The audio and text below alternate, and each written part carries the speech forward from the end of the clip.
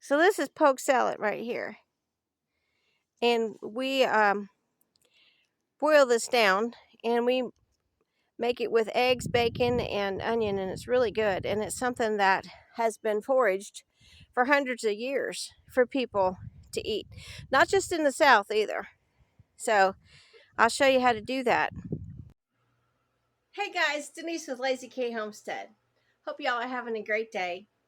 And thought I'd throw together a little video here about poke salad. I don't know if you guys heard of poke salad. There's a song, a couple songs. Poke Salad Annie, Elvis sang it. A lot of people sang it. Well, what it is it is a salad that grows out, a plant that grows out in the woods. It grows on new ground. So, like if you've turned over um, some old soil to make a new garden, like we did, we have a lot of poke salad coming up in there. And what you do is you just go ahead and cut it off. Now, I've had this for a day, so it's a little wilty, but it's a really pretty plant.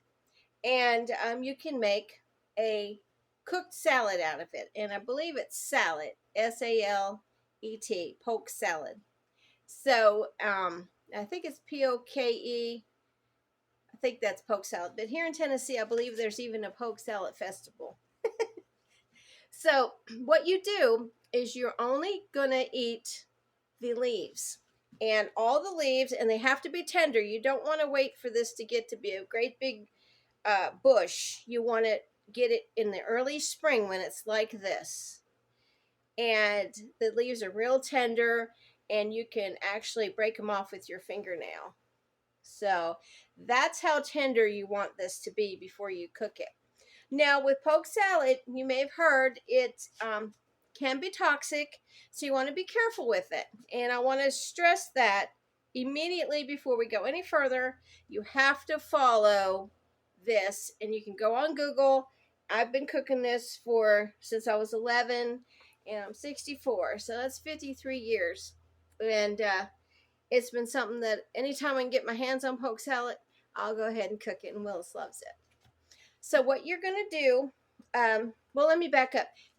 The toxic part of this is vitamin A. It's loaded with vitamin A, and it's too much vitamin A for human consumption unless you boil it out.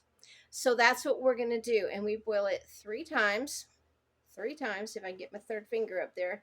My rheumatoid arthritis is really wreaking havoc on me, guys, so you'll have to forgive me. But anyways, 3 times you boil this, 3 times you rinse it before you even start to cook it in the eggs. And it's cooked in an egg base with onions and bacon, and it is really good. And this is something that you go foraging out in your woods. And I used to get it in Virginia when I could find it. If you want to have it every year, you just kind of leave that area around stumps or whatever. It'll come up every year, usually. And this was in a brush pile. So that's where it came up. Okay, so what we're going to do is we're just going to take every one of these leaves off. Now you can cut them with scissors or a knife, whatever you, but this is so tender that I can go ahead and I can take every one of them off. And that top part is super tender. Look how pretty that is. And what we're going to do is we're going to add this to a pot of boiling water. Let me go ahead and put my tripod down here so you can actually see what I'm doing over here at the stove. This is just one little plant. I mean, you can do more than you want to. If you've got more than one plant, go ahead and cook them all. You can actually freeze this or can this too. Willis's grandmother-in-law used to cook it and freeze it, and they would just have it, all year round. Okay, this part here you just discard. I don't, yeah, I guess I'm just going to throw this in the trash. I'm not going to put it in my compost. Okay, so what we do is you just go ahead. The first boiling is actually kind of disinfecting it, the leaves and everything, because when everything's outside, bugs touch it and whatever. So you're just going to go ahead and let it boil. And I used to let it boil about 3 minutes. And then what we'll do is we will put it in a colander, rinse it with cold water, and then we will boil it again in fresh water each time. So let's get to boiling. Okay, y'all, we are at our first boil, and we're going to keep it at a rolling boil. And that means it's a boil that you cannot make go away when you stir it. It just is a continuous boil. And you're going to see a little film come to the top, but that's fine. That's what you want because you are disinfecting this, and you're going to be rinsing it off with cold water, and you're going to boil it a couple more times. But I'm going to set this for 3 minutes, and then we'll be back. Okay, we've got the first boil of the poke salad, and we're just going to go ahead and pour it in the sink in a colander. Just like that. Got a couple of them sticking in there. And this kind of tastes like spinach to me. And you're going to want to go ahead and rinse. And it doesn't seem like a lot.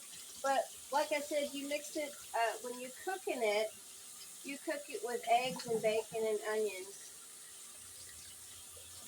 And you rinse out your pan really good with cold water.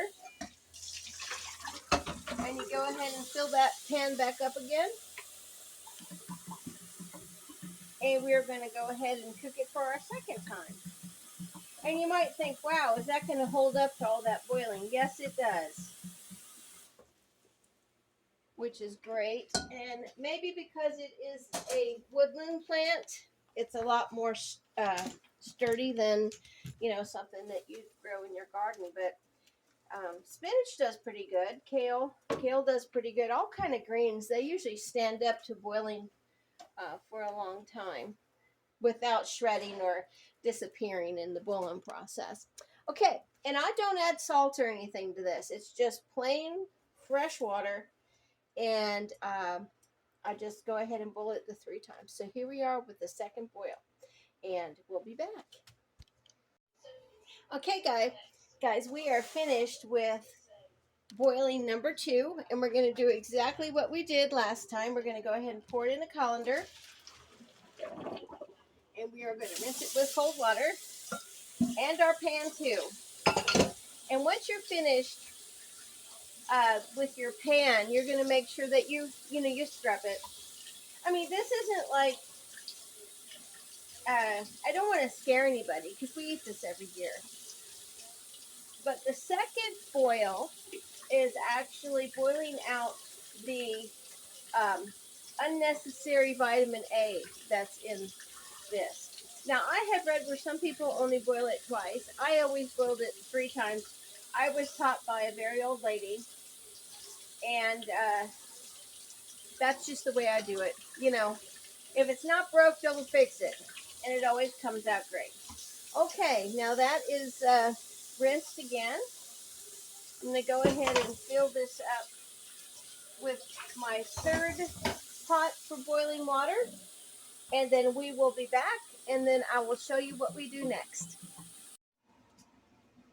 Okay, guys, we've finished our third boil, and we're just doing the exact same thing. We're going to pour it in our colander, and we are going to rinse it with cold water.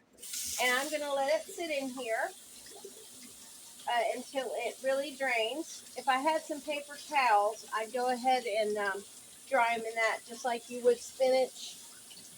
If you were making spinach dip and you needed all the water out, because you don't want much water in this. Okay, I'm going to go ahead and just let it sit here on the counter on a tea towel right there. And I will be back, and we will start making our poke salad. You want to fry 2 to 3 pieces of bacon, add a chopped onion, and then add at least 4 scrambled eggs. And there it is. And this is Willis eating it. And he loves it. His brother said his poke salad tasted like grass compared to mine. So I take that as a compliment. Hey, thanks for watching. Bye.